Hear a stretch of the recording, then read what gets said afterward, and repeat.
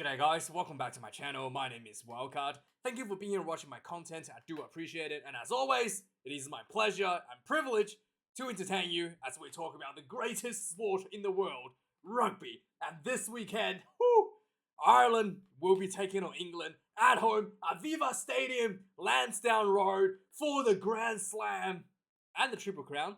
And this will also be St. Paddy's Day. And yeah, this is as big as it gets. England came off the biggest loss in the history of England rugby at home last week against France, 53 points to 10. Ireland came out of a tough win last week against Scotland in Edinburgh, 22 points to 7. And yeah, both teams are going to be colliding, come from opposite of the spectrum. And is England going to step up? Or is Ireland going to slip? Is Johnny, the great Sexton, will take Ireland home for the Grand Slam? We have to wait and see. But before we talk about that, let's have a look at some news going into this match. So yeah, Sir Woodward is the gift that keeps giving. He gives me all the views on this channel. He came out last week following the historic loss to England and basically stated this was the loss last week against France was Eddie Jones's fault. He wrote in the Sunday column that it was Eddie Jones's fault that England fell into such a big dip, right? Big trouble followed on from 3 years of Eddie Jones, for the last 3 years of Eddie Jones, and that's what's happening. That's why England lost, right? Despite all the changes in the team, despite most of the team, it's not even the same as the players that Eddie Jones used. It's Eddie Jones's fault. And also, right, with that being said, he actually said, and I'm just going to quote him here, right? He said, what is most depressing about the result is that there were no real issues with England team. And he also said, the number 10, it would have made no difference whether it be Owen Farrell or Marcus Smith. And he insisted that the selections against France was a good team. Yep, I can't make this up. He actually wrote this in the newspaper, okay? I thought I'm a bad pundit, right? I actually predicted England to win last week, and I was like, I'm really bad at this. But he actually has a newspaper column, and he wrote this, okay? So yeah, no real issues, guys. No real issues with England except 50 points, 3 points to 10. So yeah, I went back and looked at some of the stuff in the England stats against France. Like he said, there's no real issues here, right? Other than the fact that you only have 81% tackle completion rate. No real issues, I guess. They did have a scrum dominance, which is actually quite good. And yeah, no real issues. Except 53 points to 10. So I dig a little bit deeper, right? Obviously, I'm not Woodward. One of the things I did notice is that the French were able to create more space out wide than the English attack. So if you look at the wingers, right, Max Mellons, in fact, if you look at the back line, Max Mellons, Henry Slade, Ollie Lawrence, and Anthony Watson, the run meters difference is just astronomical, right? If you look at the run meters from the back, the four players for the French team, 46, 51, 64. Obviously, Jonathan Dunty's at 12. He's closer at 10. So the French is able to create a lot more space out wide for the wingers and the outside centers than the English was able to do. All right, Anthony Watson getting 5 runs, Demortier 6 runs, and Demortier, double the run meters of Anthony Watson. Pennold, again, 4 runs, 74 meters. So he wasn't, giving a lot of runs, but it was giving a lot of space. So yeah, no issues there. I see no issues there. Clearly there's no issues there. And then also, if you look at another thing that the French did really well is playing out of the 10s of Antoine Dupont, 46 passes, 11 runs, and 36 run meters. Whereas Van Povier, 28 passes. So how could one halfback have half the passes than the other team's halfback? Okay, so I don't know what's happening here. England didn't have, half the territory, right? So match stats, England had more territory, more overall passes, in fact, but the halfback only got half the balls. So what's happening here? what is happening? Something's happening at the breakdown, right? Something is wrong with the English breakdown just by looking at these stats. Now, while if you look at the Irish stats, again, could potentially be a huge issue for England. Again, Ireland is even more happy to get the ball out wide to the wingers. So if you look at the winger run meters for the Irish team against Scotland, James Lowe 127 run meters for 10 runs. Mac Hansen 12 runs, 64 run meters. Bangdiaki 20 run meters. Ringrose 35. If you compare these numbers, again, it clearly shows Ireland, just like France, was more than happy to get the ball to the wing. The fact that Hansen got 12 runs and James Lowe got 10 runs.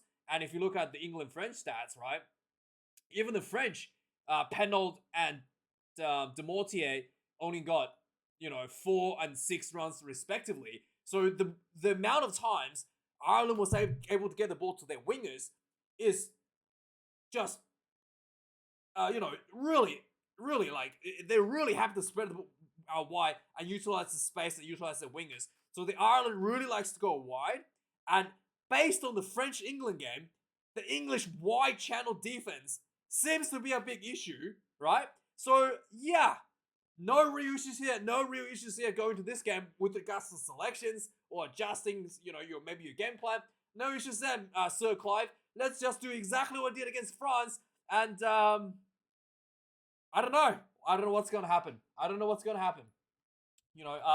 think England's going to win this one too, by the way, just like they were going to win last week, as I predicted. So, anyway, some of the stats following the two teams. So, overall, England actually has more wins over Ireland, 80 wins over 51 out of 139 games, and the 8 draws. Most of these wins in earlier years, but in more recent times, Ireland is more recent times, actually still quite even overall. Eddie Jones had a good run with Ireland, but in the last couple of years, with Johnny the GOAT Sexton being healthy and getting better as he aged for some reason, Ireland was able to beat England in the last 2 years in a row. So this could be the third year that Ireland will be taking out England once again this weekend. The referee, obviously the most important person on the field in the world of rugby, is Jaco Piper from South Africa, the best South African referee in the world. And I don't know, he's good. Don't know what to say. Jaco Piper, all right. And then the weather in Dublin, 13 degrees. It's going to be potentially a little bit wet. It's going to be Saturday evening, so maybe a little bit of rain, maybe a bit of dew. But overall, hopefully it's gonna be not too bad. Not gonna be bucketing down for a game of rugby. Now, finally, let's have a look at the lineup. Let's look at the selections. So in the 4-pack, luckily for Ireland, despite having 5 players being taken off the field last week, only 2 players actually were not able to participate in this match, which is Gary Ringrose with HIA protocols, and then with Ian Henderson. I think he had a elbow issues. He had a torn ligament somewhere. But Ian Henderson, out of the 2, Ireland was able to bring back all the other injuries. That was not all the other. I think there was another one with the hooker as well. But anyway, Ireland was able to bring back Sheehan and Caelan Doris, which is quite huge for Ireland. So Ireland's starting front rowers. Andrew Porter comes in number 1. Dan Sheehan gets number 2 once again. And Ty Furlong, the same setup as I did last week. So yeah, this is a very strong Ireland 4-pack. I do think that Andrew Porter is probably the best loose head prop in the world, but he's up against Ellis Gench, who has been tremendously good. The England scrum, like I showed last week, was giving a lot of trouble to the French scrum. Against this French scrum. So yeah, I was very impressed once again with Ellis Gench, who was able to just really get in there on the angles in the loose head side. I know, and this would be a great battle this weekend if Ellis Gench can do a number on Ty Furlong. I would have to say, hands down, Gench is the best loose head prop in the world. But it's getting up there compared to Porter. Jamie George gets a hooker jersey once again for England. And finally, Kyle Sinclair comes in number 3 at a tight head position for England. In the lock position, Ryan Baird gets brought up on the bench to replace Ian Henderson at number 4 jersey. James Ryan returns to number 5 jersey. England side, Maori Toji number 4. David Ribbons gets called into the number 5 jersey. And the game could be completely blown away in the loose forward loose forward section of the lineup. So last week I was actually not that impressed with the England's breakdown. I felt like the urgency was just a little bit lacking, especially in the second half, and the forwards just too slow at the breakdowns to disrupt any of the or slow down any of the French plays, essentially. So yeah, this week again, Ireland really thrives on that fast breakdown. So I just don't know if the English breakdown, English loose forwards, is gonna match up with the speed with the Irish loose forwards. Peter O'Mahony comes back at number 6. George Van der Fleer, the best number 7 in the world at the moment, and then Caelan Doris was healthy, so he returns to number 8 for Ireland. England, Lewis Latham comes in number 6. Jack Willis gets that number 7 jersey once again, and Alex Dombrandt at number 8. I do think that Alex is a little bit underwhelming compared to his performances with the Hurricanes. So yeah, there's a lot of talks about him, a lot of talent from Dombrandt. I really want to see a bit more physicality out of Dombrandt like he does in club. It looks like he's just really not bringing that physicality to the national team like I've seen him for the Harlequins. So next up, we've got the back line. There's a bit of a change for the Irish side. Jameson Gibson-Parks comes in number 9. He was on the bench. And in fact, as soon as he came on the field last week, Ireland was able to pummel through 2 tries despite their injuries. Like the speed of the breakdowns and the speed of the decision-making, the tempo just really lifted quite noticeably when Gibson-Parks came onto the field. So he gets a starting jersey at number 9. Jack Van Porvier, like I said, I don't know how you could be in a game where the team had, more territory and more passes, and the number 9 had half the amount of passes than the opposition number 9. So I don't know what's going on. Van Porvier, I feel like he's a little bit undercooked for the number 9 jersey, but it is what it is. He gets number 9 jersey once again for England. Johnny the Goat Sexton comes in at number 10. He's up against his old friend Owen Farrell. Owen's dad is coaching Ireland, so yeah, obviously Dad will be watching Owen from the Ireland coaching box and probably yell something at him maybe. I don't know. They probably won't be shaking hands after the game, I guess, but either way, Owen Farrell's back at 10. I do think that England had a burst of speed when Owen Farrell came onto the field in the second half. I think that's the only period where England looked like they were matched up with France and was, I think England scored a try during that period as soon as Owen came on as well. So yeah, he did look like he did make a little bit of difference, but that didn't really last for the entire game. And I did also feel like Marcus on the field, with Genji as the captain, there's a little disconnect of leadership, and Owen Farrell probably will bring that bit more stability for the team for the entire duration of the game. And then James Lowe comes in number 11 for Ireland. Henry Arundel, 11 for England. Oh yeah, Johnny Sexton, I didn't even talk about him. So Johnny Sexton, I always feel like it's just amazes me every time I watch Johnny Sexton play. He constantly, do things that kind of exceeds my expectations. He's really at this point of his career, at this age, I kind of figured that he will be just hanging back a little bit, not to try to get too involved, and just try to stay healthy and try to just make all the smart decision on the field, and let the younger guys do the physical work. But Johnny is just getting in there every game. He gets battered every game. He gets in there. He takes on big hits, big tackles. He tries to do he tries to work himself in the breakdowns. He tries to work himself in the mauls. He's all over, all 100% involved in the physicality side of the game, which just I'm very impressed by Johnny. And I really hope that he can take Ireland to the World Cup final and see what happens, because he truly is really peaking in his career right now. So it's just a pleasure to see him play these days. Anyway, we're up to 12. Bandi Aki returns to number 12. He's up against old mates returning for England rugby, Manu Tuilangi. He was dropped by Bothwick. He then suffered a red card, so was banned for playing for a little bit. So yeah, he really hasn't had much game time. So he has 3 weeks. He was banned for 3 weeks or something, or 4 weeks. So really hasn't had much game time. And his performance for the Sharks, I didn't think was that good.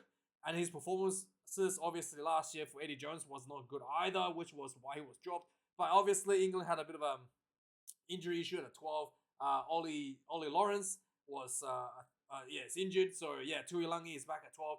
I don't know how this is gonna go, and also Tuilangi normally plays 13 when he was under Eddie Jones. I do think he's better 12.